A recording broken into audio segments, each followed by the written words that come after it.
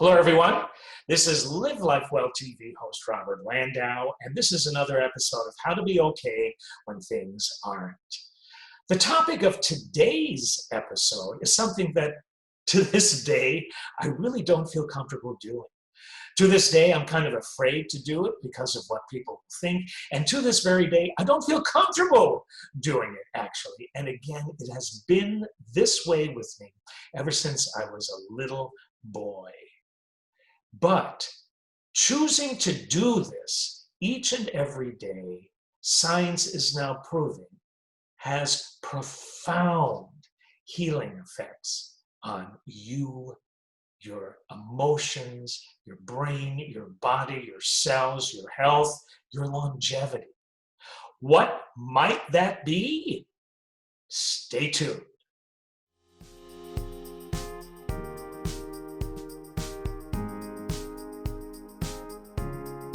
I am talking about singing.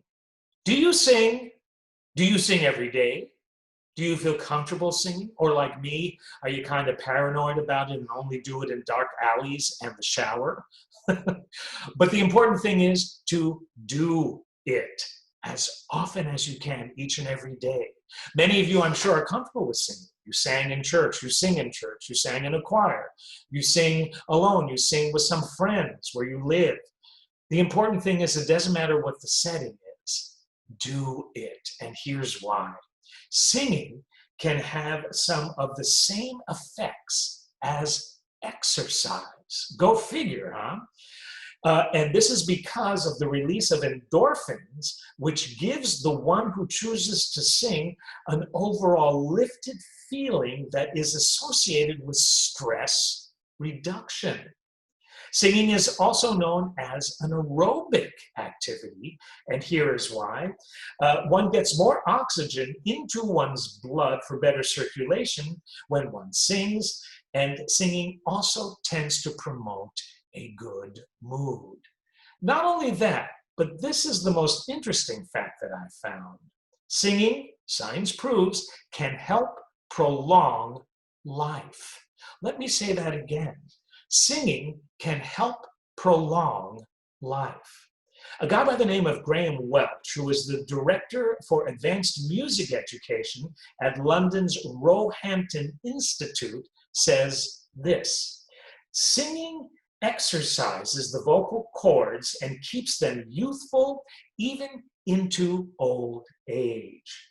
The less age-battered your voice sounds, the more you will feel and seem younger as well.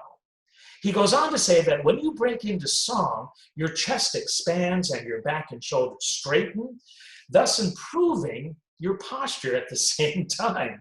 Singing lifts one's mood and clears the blues by taking your mind off the stresses of the day, the week, the month, the year, the years, as well as releasing pain, relieving endorphins.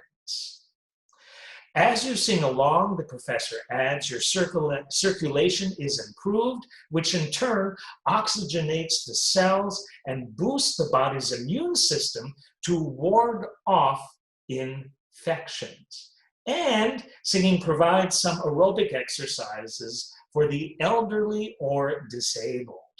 A recent German study has shown that active amateur group singing can lead to significant increases in the production of a protein considered as the first line of defense against respiratory infections, and also tends to promote positive emotional changes. All of that from singing, and you don't have to be in a group to experience those benefits. My dad was a very famous symphony orchestra conductor. And one time he came to me because he knew I was an actor in New York City and said, "Bobby," that's what he called me, "I want you to be the narrator for a couple of concerts that I'm doing next season. You know, Bobby, are works like Peter and the Wolf, which are works for symphony orchestra and narrator. I want you to be the narrator." And I thought, oh, well, that's cool. And he goes, "But we're not starting with that work. If you do well the first time, we'll have you back. The first work I want you to do is something called Tubby the Tuba. It's a work for narrator, tuba, and symphony orchestra. And I remember Tubby the Tuba because my parents gave me this record when I was growing up of Danny Kaye narrating Tubby the Tuba with symphony orchestra. And I remember at a certain section, Tubby, who, when he would rehearse with his orchestra, all he would ever play is oompa, oompa, oompa, oompa, because that's pretty much what a tuba does. And all of the other instruments used to laugh at him because he would never carry a melody in a tune, in a piece, in a symphony. And so Tubby left the rehearsal that day really disgruntled and goes and wanders by a pond. And there happens to be a frog sitting on a pond leaf. And he talks to Tubby and says, "Hey, I know you're depressed, but let me sing a tune that you can play easily. Bring it to rehearsal tomorrow, and you will wow all the other instruments." And so the frog sings the tune. And I remembered that from the Danny Kaye recording. So I said, "Dad, I'm not doing this." And he said, "Why?" And I said, "Because I have to sing as the frog. I don't like to sing. You know that. You know that." And he said, "You know what? I'm going to try to not get angry here. I work and coach some of the finest opera singers around the world. And I can tell by the way somebody speaks if they have a good singing voice. And you have a good singing voice, so do it." And I said, "Well, Dad, there's another thing. It's called nepotism. How will all those world-class musicians in your orchestra who play for the Metropolitan Opera, who play for the New York Philharmonic, who play on Broadway, what will they think when the conductor's son is the narrator?" He goes, "Well, get this. I didn't request you. The orchestra board did because they know you're an actor. So there." And he said another thing. "You're an actor, right? Be in character and sing as the frog. You don't have to sing as Robert Landau. You can sing as the frog." I did.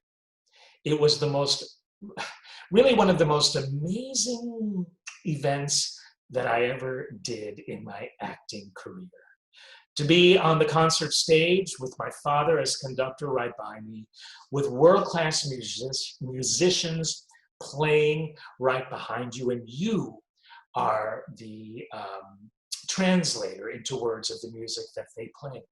And when it came time for me to sing as the frog, I did. And I have to tell you, on that stage, in that concert hall, with all of those people watching me and listening to me, and all those musicians behind me, and my father on the podium right next to me, it was the most amazing feeling I have ever felt. And it corresponds to the feelings and the benefits of singing that I shared with you at the beginning of this episode. I've never stopped singing since, just not in public, in the shower and in dark alleys, wherever you have the opportunity to sing. And whenever you have the opportunity to sing, do it. Don't worry about how you sound. I should listen to my own words. Don't worry about how you sound. Just do it. If there's a way to help yourself feel better, why not? What are you waiting for? Sing in private. But the important thing is to just sing and not judge yourself while doing so. I guarantee you will feel so much better. This has been Robert Landau, Live Life Well TV host, with another episode of How to Be Okay When Things Aren't. Thank you for being with me. God bless you. Stay safe, feel great, and sing.